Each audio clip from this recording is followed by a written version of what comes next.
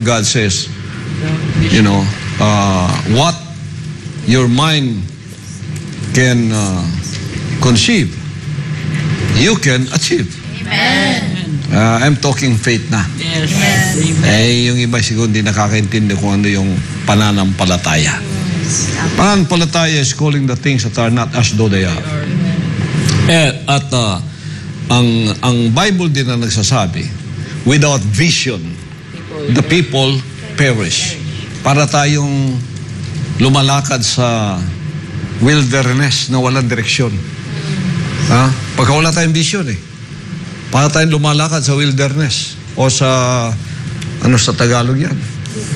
Sa Bisaya, Kabingawan Parang parang sa disyerto na wala kang direksyon, wala kang kompas kung ano, lakad ka ng lakad, pagod na pagod ka, pero wala nangyayari sa buhay mo. Di ba? Nagtatanim ka, pero wala kang nahaharvest. Wala. Pagka walang vision. Without vision, the people perish. Yes. Gusto ko, sa goal ko, ang Pilipinas maging rice-producing country. Number 1. Wow. Rice-producing country in the world na hindi na ako mag-i-import pa. Pwede ako mag-export, pero hindi ako mag-i-import. Sa kagandahan ng ating bansa, gusto ko lahat ng klaseng prutas nandirito makikita sa bansang ito. Fruit basket. Goal ko yun.